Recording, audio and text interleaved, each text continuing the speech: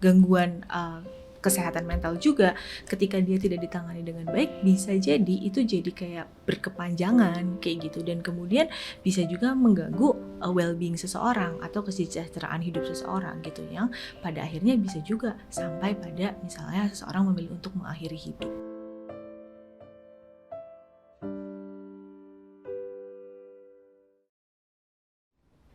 Hai, selamat datang semuanya di podcast Angkat Bicara. Dan hari ini kita kedatangan narasumber spesial yang adalah salah satu psikolog di bicarakan.id. Namanya Hana Hadi Pranoto. Halo Cihana. Halo Cia. Selamat datang di sini. Thank you udah dikasih kesempatan nih buat kita ngobrol-ngobrol. Sebelum kita bahas tentang topik yang akan kita bahas hari ini, aku mau tanya sesuatu yang penting untuk orang-orang tahu, karena pasti banyak yang juga pengen tahu Cihana ini spesialisasinya apa sih di bicarakan.id. Oke, spesialisasinya apa? Aku spesialisasinya yang pertama adalah di gangguan mood gitu ya. Yang kedua adalah aku biasanya menangani kasus-kasus yang berhubungan dengan kecemasan. Yang ketiga biasanya juga beberapa PMB juga aku suka menangani kasus-kasus yang berhubungan dengan masalah hubungan interpersonal. Atau permasalahan hubungan misalnya dengan teman ataupun dengan keluarga, seperti itu. Oh oke. Interpersonal itu apa ya? Aku kepo tiba-tiba. Oke. Interpersonal adalah maksudnya hubungan relasi antara individu kayak gitu. Kalau intrapersonal kan antara dia dengan dirinya, tapi kalau interpersonal dengan individu lain kayak gitu. Jadi teman-teman yang punya masalah yang tadi disebutkan oleh Cihana boleh hubungi Bicarakan ID dan kita akan mempertemukan kamu dengan Cihana, of course. Oke. Kita langsung masuk aja ke topik ya. Boleh. Jadi kemarin ketika aku kontak sama Cihana, enaknya kita bahas apa ya di podcast? Tiba-tiba aku kepikiran satu hal, yaitu mood. Karena aku percaya semua orang pasti pernah mengalami yang namanya bad mood. Nah, aku mau tanya di sini, apakah bad mood tersendiri itu adalah sesuatu yang sebenarnya dalam psikologi itu normal gitu? Apakah kalau orang bad mood itu atau ketika orang bad mood tuh kayak yang wah ini bahaya nih, orang bad mood nih bahaya gitu, atau just normal? Oke. Kalau bicara dengan bad mood gitu, siapa sih yang mungkin nggak pernah bad mood? Mungkin hampir semua orang pernah kali ya bad mood terus bilang, gue bad mood gitu. Tapi kalau dibilang bahaya atau normal atau enggak, itu tergantungnya apa? Tergantung kalau misalnya seberapa jauh sih bad mood itu mengganggu gitu ya. Seberapa jauh sih bad mood itu bikin stres buat individu itu, atau bahkan malah bikin stres buat orang lain gitu. Nah, kalau udah sampai mengganggu yang seperti itu perlu ditandai tuh bahwa mungkin bad moodnya sudah mungkin tidak normal seperti itu dan perlu penanganan yang khusus gitu. Tapi kalau Ciana sendiri, kalau misalnya lagi bad mood nih, biasanya Ciana ngapain? Oke. Pada saat bad mood aku ngapain? Tentunya aku suka dengan salah satu konsep bahwa mood atau misalnya mood itu kan mempengaruhi juga emosi kita gitu ya. Itu ada dua yang aku ubah biasanya, antara perilakuku, sikapku, atau pikiranku, apa yang aku pikirkan. Jadi kalau dari perilaku biasanya yang aku lakukan adalah misalnya cari hobi yang menyenangkan, misalnya baca buku, scrolling IG bisa somehow bisa jadi menyenangkan, bisa jadi enggak ya. Jadi scrolling IG atau ngobrol sama teman kayak gitu, atau sepeda, aku biasanya suka sepeda gitu kan. Itu dari sisi behaviorku, dari perilakuku. Terus dari segi pemikiranku biasanya aku ubah. Biasanya apa sih persepsiku tentang suatu hal, bagaimana aku memaknai suatu hal, itu yang aku ubah. Biasanya aku geser sedikit, setidaknya aku punya alternatif pemikiran lain yang mungkin jauh lebih baik daripada pemikiranku gitu.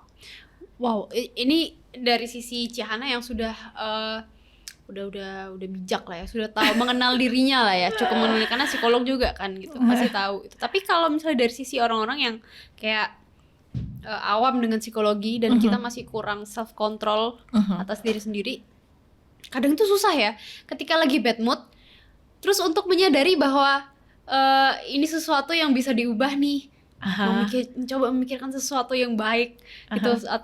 atau hal lain yang berkaitan dengan hobi gitu. Itu kadang susah gitu. Nah, Bener. gimana caranya, ada nggak hal lain gitu yang membuat kita tuh jadi terlatih gitu untuk sadar ketika kita bad mood? Oke, kalau aku pada prinsipnya adalah yang pertama ketika bad mood, terima aja dulu bad mood, Oh, oke. nggak apa-apa.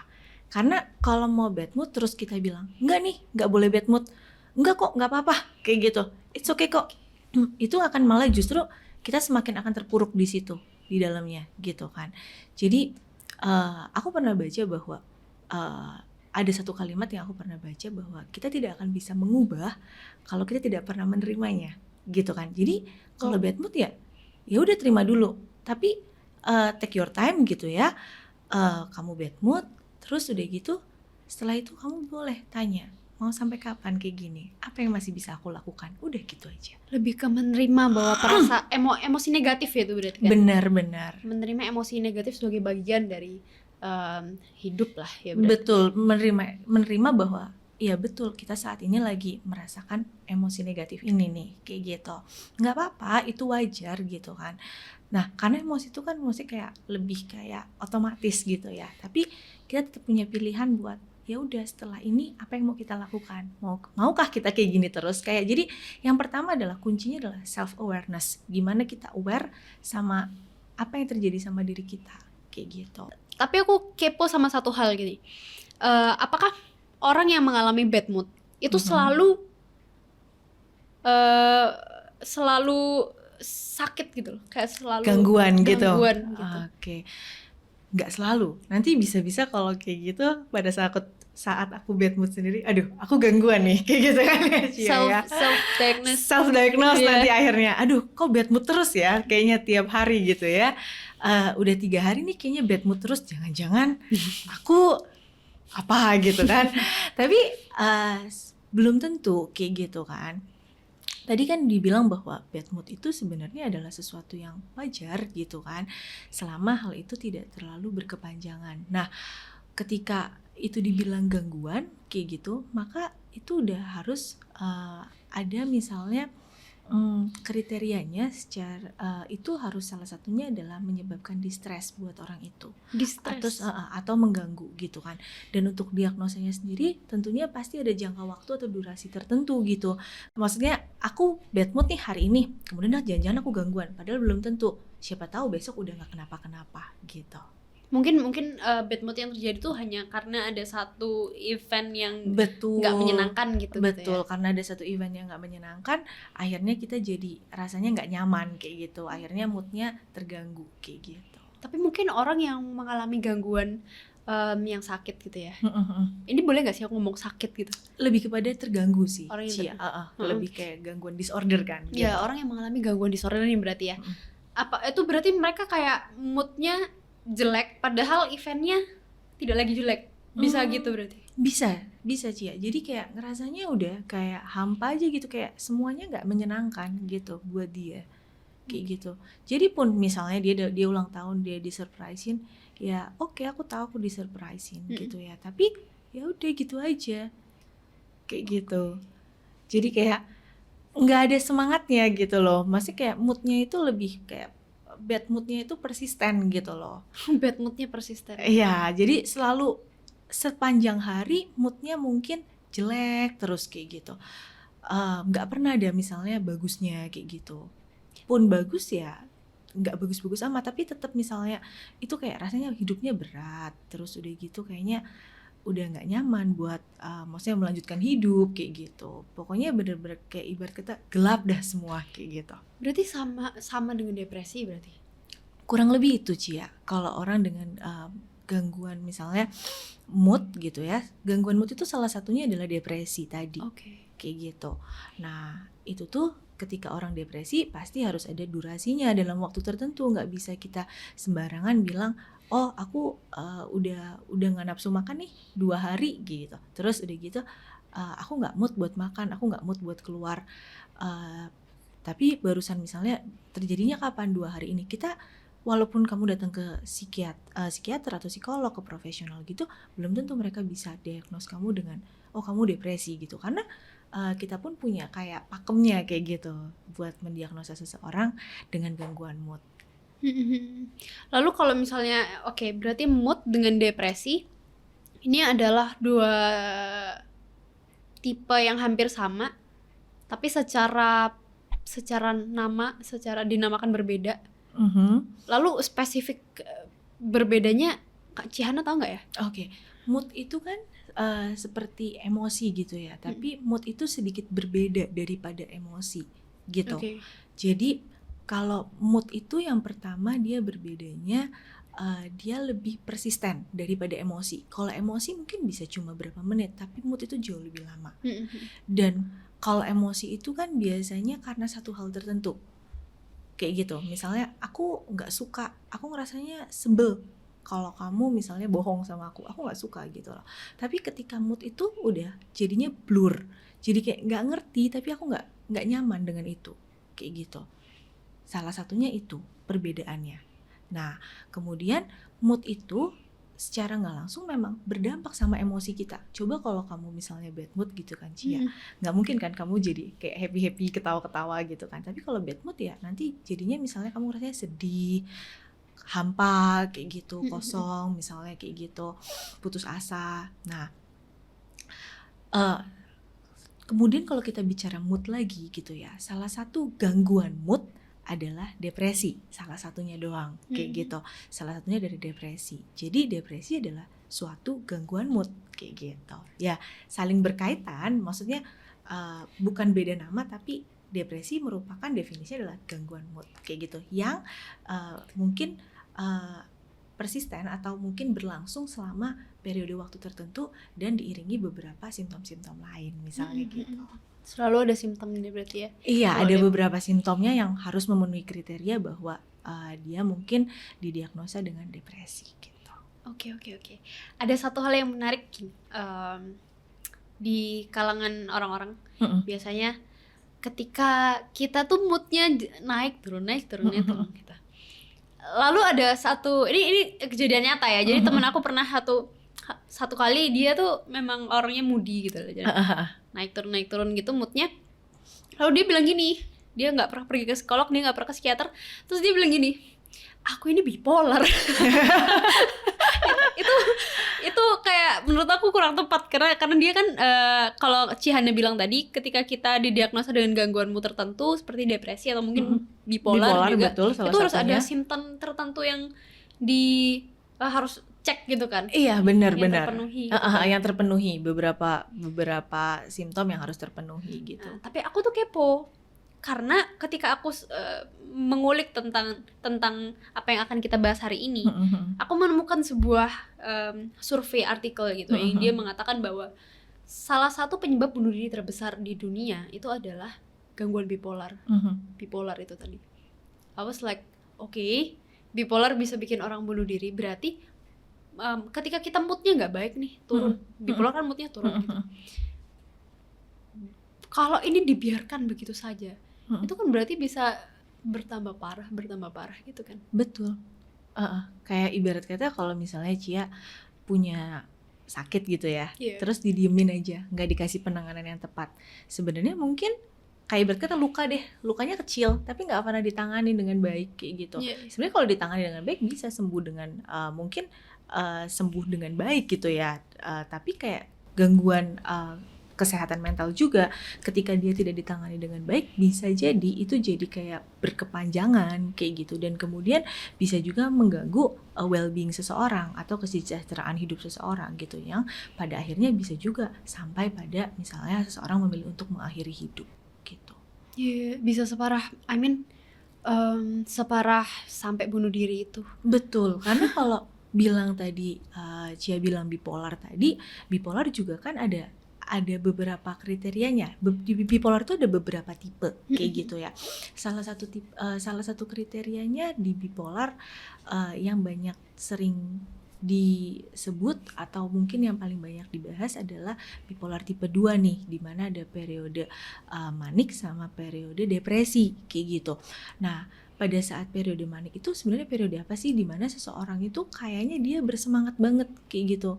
Kayak dia kayak energik, produktif, terus udah gitu bisa kesana kemari, kayak enjoy aja gitu, kayak aku punya banyak energi buat melakukan sesuatu.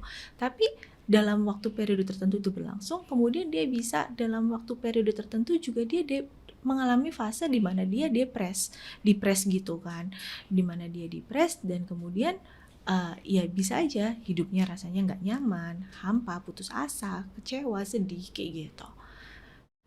Tapi ada satu hal lagi yang aku percaya bisa memicu seseorang untuk punya mood yang naik turun tadi atau cenderung jelek, yaitu adalah ketika seseorang menggunakan zat tertentu pada diri mereka. Oh iya, betul. Obat-obatan itu kayak narkoba, kayak gitu-gitu. Itu apakah memang sesuatu yang dilarang oleh para psikolog atau orang-orang lah gitu? Karena itu bisa memicu kita untuk punya depres gitu, mood yang so down gitu. Oke, jadi kalau penggunaan obat-obatan, alkohol kayak gitu, memang sangat bisa mempengaruhi mood kayak gitu. Karena obat-obatan itu memiliki karakteristiknya sendiri kayak gitu. Ada beberapa obat-obatan yang memang bisa bikin kita lebih high gitu. Ada obat-obatan yang bisa bikin kita lebih relax kayak gitu. Jadi tergantung kriteria obatnya sendiri kayak gitu. Tapi yang jelas obat itu adalah berfungsi begini. Kayak dia itu bekerja mempengaruhi hormon yang ada di otak kita gitu. Jadi dia obat-obatan itu berpengaruh sama neurotransmitter kita kayak gitu, yang membawa hormon-hormon kayak gitu. Jadi otomatis ketika kita menggunakan obat-obatan pasti hormon kita juga terpengaruh, dan itulah yang menyebabkan kita bisa misalnya lebih rasanya happy, rasanya nge-fly, atau rasanya lebih relax kayak gitu. Aku ini kayak udah pernah pakai aja. Gak. Cuman aku percaya orang-orang juga bertanya-tanya lah, kenapa sih kok kita nggak boleh pakai drugs gitu katanya. Dan aku rasa penjelasan Ciahana udah cukup menjelaskan tentang kenapa kok kita nggak boleh pakai obat-obatan itu. Berpengaruh banget ya sama depresnya kita. Betul, jadi berpengaruh sama moodnya kita kayak gitu. Mungkin nggak tentu sampai depres gitu, cuman mungkin pada akhirnya bisa ketergantungan. Karena kan efeknya gini loh Cia, kalau orang misalnya dikasih obat terus rasanya mungkin ada perasaan seneng, happy, dan itu yang mungkin dia cari. Nanti jadinya ketergantungannya itu. Jadi orang itu kan secara perilaku mencari sesuatu yang menyenangkan ya Cia ya. Jadi ketika dia dapat hal yang menyenangkan, dia kemudian akan terus cari itu kayak gitu. Makanya mereka bisa jadi ketergantungan gitu. Supaya misalnya akhirnya lama-lama mereka berpikir bahwa kalau nggak ada obat ini gue nggak bisa happy nih kayak gitu. Akhirnya dia cari lagi obatnya, minum lagi, padahal itu ada efek buruk di fisik. Iya juga. Karena kan maksudnya dia bukan merusak ya, mungkin lebih tepatnya aku lebih prefer lebih kayak mengganggu gitu, mengganggu sistem kerja tubuh kita gitu, terutama bagian-bagian hormon gitu. Oke. Jadi dari tadi sampai sekarang tadi bahasnya berat gitu ya. Aku sampai kayak oke, berat ini gitu ya. Tapi aku mau bahas sesuatu yang sehari-hari ini, yang kaum wanita sih lebih sering ngalamin gitu. Kita dong. Kita gitu ya. Aku pun juga ngalamin tapi. Jadi ini mood swing yang terjadi karena PMS gitu atau menstruasi. Karena itu sesuatu yang emang badan kita pasti ngalamin gitu kan setiap bulan gitu. Tapi dulu aku nggak percaya, Ciahana. Dulu aku merasa gini kayak nggak, kita bisa kontrol lah gitu, oke gitu. Tapi ada di satu titik ketika aku lagi mengalami misalnya beberapa hari sebelum menstruasi gitu, memang emosinya tuh ternyata lebih naik, dan aku suka kadang nggak sadar gitu loh, kayak iya kok baru selesai marah gitu baru kayak ternyata ngaruh ya. Terus tiba-tiba waktu hari menstruasinya tuh kayak yang sehari tuh bad mood gitu rasanya. Nah itu sesuatu yang wajar kah dialami oleh wanita? Iya, aku juga dulu kayak Cia, kayaknya nggak yakin gitu ya. Iya. Tapi ternyata memang ada gitu kan. Cuman mungkin beberapa orang ada yang rasanya ada yang aware gitu ya tentang kejadian itu, ada yang mungkin nggak aware kayak gitu kan. Nah, buat kita yang mungkin kalau kita mau perhatikan hal itu mungkin aja bisa terjadi gitu. Mungkin seberapa besar dampaknya ya balik lagi ke setiap individu gitu kan, karena kan tubuh kita nggak sama dalam merespon gitu ya. Tapi kenapa sih bisa kayak gitu? Tentunya kalau Cia tahu bahwa kalau misalnya kita mau menstruasi perempuan itu hormonnya pun hormon estrogen, progesteron itu pun ada perubahan. Jadi ada perubahan kadar hormon estrogen dan progesteron yang hal itu berdampak juga pada kadar hormon serotonin. Nah, hormon serotonin itu sendiri juga berpengaruh terhadap apa? Terhadap suasana hati, pola tidur, terus udah gitu makan kayak gitu. Nah, jadi maka dari itu kalau misalnya kita PMS karena ada perubahan hormon estrogen dan progesteron yang mempengaruhi serotonin itu, sehingga kita jadi akhirnya mungkin gampang emosi, bad mood kayak gitu. Jadi kan berarti normal kan ya? Normal. Cuman kita punya kendali lah ya harusnya. Betul. Jadi kayak ketika kita bad mood sebenarnya oke, nggak apa-apa kayak gitu. Tapi yang jadi permasalahan adalah gimana kamu bereaksi terhadap perasaan atau mood kamu atau emosi kamu yang muncul kayak gitu. Gimana kamu mau memilih ketika kamu bad mood gitu ya, apakah kamu memilih untuk kayak ibarat kata senggol bacok gitu ya ke orang gitu ya, atau apakah kamu memilih untuk ya udah karena aku lagi bad mood mungkin aku lebih baik mungkin kayak ngambil lebih banyak waktuku buat lebih sendiri sebentar, atau gimana caranya untuk aku lebih dapat meregulasi perasaan ini kayak gitu. Jadi yang pertama adalah self awareness sendiri sih Cia kayak gitu. Seperti yang Cia ngomong di depan tadi kan ya, kita harus menyadari dan mengakui perasaan emosi negatif. Betul gitu. Oke. Iya ya, karena ada satu kejadian nih pernah ketika aku dalam masa ya menstruasi itu juga. Terus ini sakit kan, fisik kan sakit kan. Betul. Terus aku pergi nih ke supermarket gitu, cari satu minuman menstruasi gitu. Tapi karena udah sakit dan itu kayak waktu aku bayar di kasirnya, bayar pakai ini nggak bisa, bayar pakai itu nggak, ke trigger kayak nggak bisa semua nih, bayarnya udah sakit sekali ini aku gitu. Terus itu baru pertama kali dalam hidupku aku bad mood yang sampai melukai orang. Dan itu aku menyesal sampai hari ini. Kalau bisa ketemu sama masnya aku mau balik dan minta maaf gitu. Aku ngomong sama masnya, lama banget sih mas gitu aja gitu.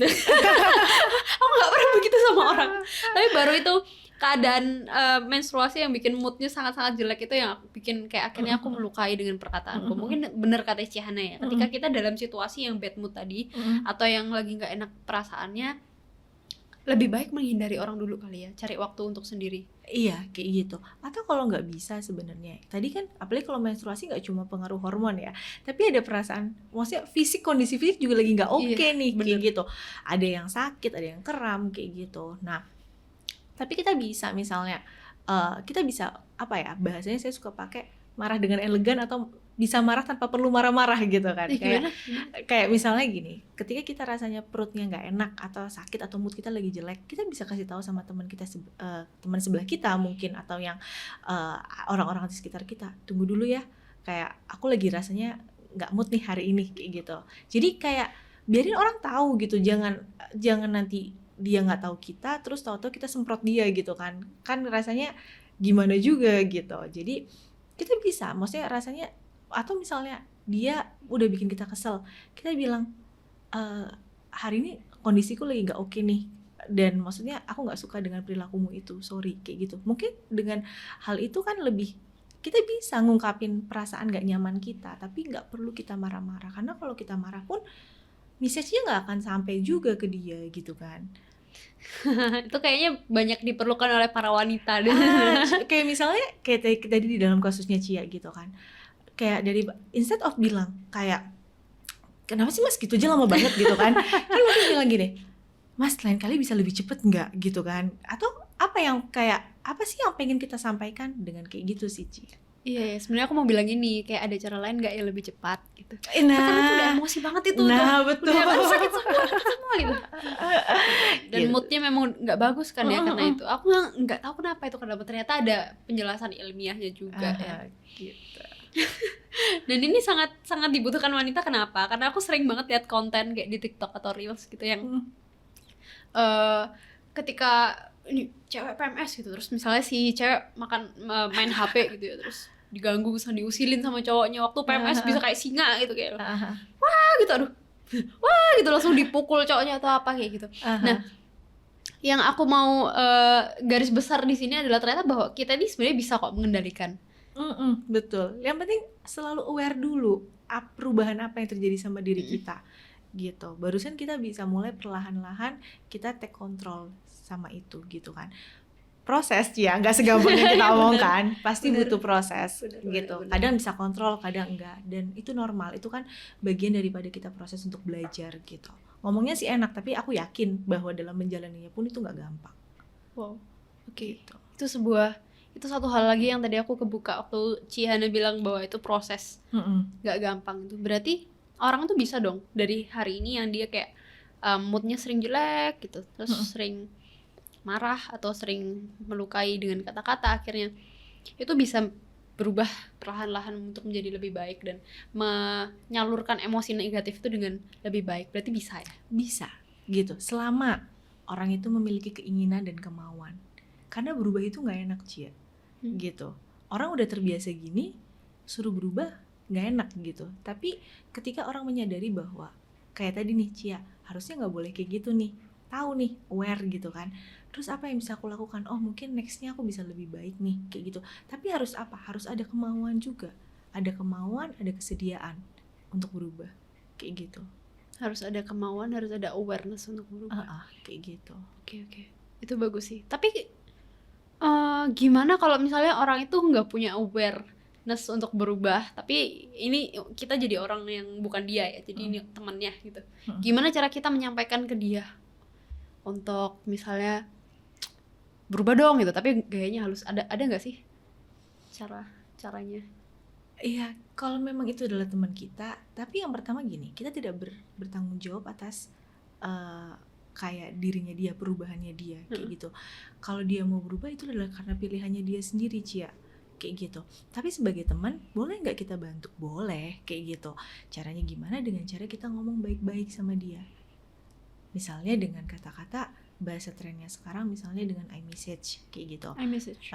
Ya, kayak misalnya kayak aku ngerasa belakangan ini kok kamu moodnya lagi kurang baik gitu, kayak ada yang bisa aku bantu nggak? Kayak kalau boleh mau cerita nggak, kayak gitu.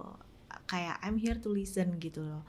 Jadi kayak lebih kita coba pendekatan dulu ke dia gitu kan. Kalau apa yang kita rasain, moodnya berubah. Jangan, jadi nggak sekonyong-konyong kita bilang, kenapa sih lu marah-marah? Berubah dong, kayak gitu. Nggak kayak gitu, tapi orang kan pasti akan jadi defensif kayak gitu. Maksudnya kayak bikin benteng. Tapi kalau kita bilang, moodnya lagi nggak bagus, ada apa sih, kayak gitu.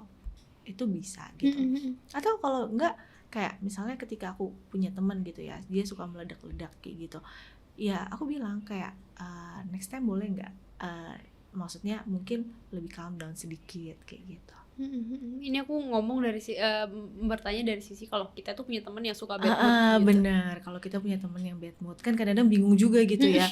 Terus kayak nggak salah apa-apa, tahu-tahu diam gitu kan. Biasanya aku kasih dia untuk kayak waktu dia untuk sendiri dulu. Aku nggak akan tanya-tanya macem-macem gitu. Tapi setelah misalnya oke gitu kan, aku tanya, kamu lagi bad mood kah? Ada permasalahan kah? Mau cerita kah? Kayak gitu. Kalau misalnya dia semakin marah, ya udah, kasih ruang aja sendiri. Kasih ruang aja waktu buat dia sendiri gitu. Ya, tapi itu nggak ada kaitannya berarti sama, karena kemarin ada yang bilang gini, gue lagi bad mood nih, maklum gue orangnya introvert gitu. Ada hubungannya nggak sih sama introvert extrovert? Mungkin yang dimaksud gue lagi bad mood nih karena gue orangnya introvert. Mungkin yang dia maksud adalah ketika saya adalah orang introvert, dia melabel dirinya sebagai orang introvert, dia jadi tidak bisa mengekspresikan perasaannya, tidak bisa mengekspresikan permasalahannya, nggak bisa cerita-cerita nih, kayak gitu. So, ketika dia ada masalah, akhirnya lama-lama numpuk gitu kan. Akhirnya jadi apa? Bad mood. Tapi jadi dia nggak ambil itu alurnya, aku nggak bisa cerita dan lain-lain, itu nggak diambil, cuma gue lagi bad mood nih, maklum gue introvert gitu. Tapi prosesnya ya mungkin kayak gitu, kalau kita pikirkan lebih lanjut ya bisa jadi kayak gitu. Tapi kalau kaitan bad mood dengan introvert extrovert, saya sih belum pernah denger gitu ya bad mood antara ada kaitannya dengan orang introvert dan extrovert. Tapi mungkin itu penjelasannya. Ketika orang extrovert mungkin dia lebih leluasa untuk bercerita tentang permasalahannya, lebih nyaman kayak gitu. Tapi bukan berarti orang introvert juga nggak boleh cerita atau nggak bisa cerita. Dia tetap bisa cerita dengan orang-orang yang mungkin dia percaya. Jadi lebih kayak cerita, ataupun kalau dia nggak cerita ke orang-orang, dia bisa nulis jurnal kayak gitu kan, untuk meregulasi emosinya, untuk meregulasi perasaannya, jadi dia nggak bad mood dipendem sendiri kayak gitu. Wih, aku dari tadi nih kayak kagum melihat pola pikirnya Cihana, karena beda ya kalau psikolog sama orang awam. Pola pikir melihat sesuatu yang kayak misalnya aku tadi kayak sebel gitu ya, kayak masa dikaitin sama introvert kayak gitu. Kalau dari Cihana, psikolog mikirnya langsung kan, enggak, itu udah latar belakangnya gitu. Jadi panjang ya aku mikirnya. Gitu. Tapi itu bagus gitu. Makanya kenapa kok aku sering bilang sama teman-teman kalau misalnya ada masalah atau bingung sama diri sendiri atau bingung sama segala sesuatu lah di hidupmu, cari psikolog itu menurutku juga solusi yang paling bagus gitu. Karena sometimes kita butuh orang ketiga kan. Benar. Untuk melihat apa yang terjadi di hidupnya kita ini. Secara lebih netral atau objektif gitu ya. Bener. Gitu. Dan kalau misalnya kalian mau konseling dengan Cihana, kalian bisa cari di link yang ada di Instagram, di YouTube, itu nanti di caption aku kasih juga. Kalian bisa bertemu melalui Bicarakan ID dengan Cihana. Oke. By the way, mungkin ini yang terakhir ya kali ya. Kalau misalnya kita lagi bad mood nih, at that time kayak saat itu juga, itu ada nggak sih cara yang harus kita lakukan? Padahal karena kita harus produktif nih, kita lagi melakukan sesuatu, terus kita bad mood nih tiba-tiba. Ada nggak sih cara yang bisa dilakukan saat itu juga? Kalau nyari hobi apa itu kan jangka panjang dan tidak ada aktivitas nih, misalnya saat kerja gitu. Terus kita bad mood, kita butuh mengembalikan mood kita secepat mungkin. Nah, itu gimana ya? Yang pertama, satu, sadari aku lagi bad mood gitu kan. Dan apa yang bikin aku bad mood? Kayak gitu. Apa yang bikin aku bad mood? Terus yang biasa aku suka, kalau udah tahu gitu kan. Terus tapi aku menyadari bahwa aku butuh tetap bekerja nih, misalnya gitu. Aku butuh untuk menyelesaikan tugas. Biasanya aku mencoba untuk misalnya gini.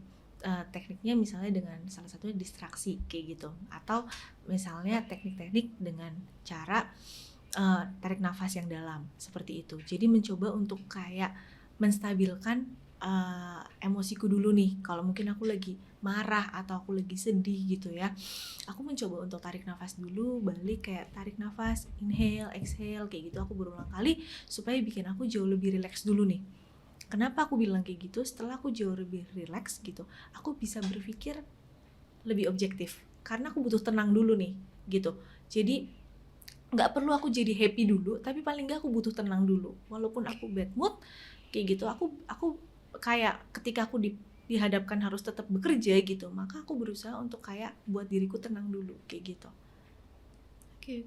Membuat diri tenang dulu ya. Mungkin tadi distraksi tadi lebih ke breathing kali ya? Iya benar, ke breathing. Iya. Kalau nggak, cara lain boleh. Kadang-kadang ambil waktu aja 5 menit buat nulis kayak gitu. Nulis kecil-kecil, coret-coret kayak gitu. Terus udah. Pokoknya gitu. Dialihkan dari sesuatu yang membuat bad mood kali ya? Iya, kayak gitu. Atau dengan kita mencurahkannya sebentar gitu. Seperti tadi nulis. Oh, nulis itu mencurahkan. Nulis aja 5-10 menit aku rasa masih oke ya, kalau kita punya pekerjaan yang menumpuk tapi kita misalnya nulis dulu, atau kita misalnya jalan-jalan dulu keluar sebentar kayak gitu kan, kita nggak di kerjaan, kita coba keluar cari angin segar sebentar, terus kita balik lagi kayak gitu. Wow, oke. Itu cara yang bisa salah satunya aku praktekkan juga. Karena seringkali apalagi tadi waktu menstruasi gitu ya, sering moodnya kan sering jelek gitu ya. Mungkin kita bisa lakukan distraksi, breathing dan lain-lainnya seperti yang katakan kayak gitu.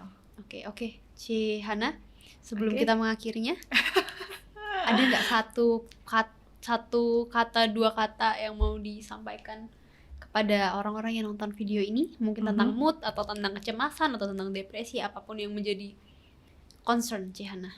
Oke, kalau dari aku sendiri bahwa semua emosi yang muncul gitu ya dalam diri kamu adalah valid atau nyata. Aku tidak akan bilang itu bohong atau mengada-ngada atau melebih-lebihkan, tapi bahwa itu adalah memang sesuatu yang nyata muncul dalam diri kamu. Tapi jangan sampai emosi itu mengendalikan dirimu. Kamulah yang perlu mengendalikan emosi karena kamu punya kebebasan buat memilih bagaimana kamu mau bereaksi terhadap sesuatu. Wow, oke. Terima kasih Ciana, aku percaya bahwa ada banyak teman-teman juga yang belajar tentang mood. Tadi juga ada kita bahas tentang gangguan juga, gangguan depresi dan gangguan bipolar. Kita juga bahas tadi tentang introvert, extrovert. Banyak ya Cia ya. Banyak detailnya ya. Terima kasih buat semua ilmunya, waktunya. Cihana, jangan kapok-kapok untuk berkonten dengan kita. Enggak dong, seneng banget. Terima kasih, dan teman-teman jangan lupa untuk selalu engage with us dengan cara subscribe, like, comment, dan share ke teman-teman kalian membutuhkan. Karena kami percaya bahwa podcast ini akan mengajari kalian sesuatu dan akan membantu hidup kalian untuk lebih baik lagi. Begitu saja, terima kasih sekali lagi Cihana. Terima kasih Cia. Bye semua.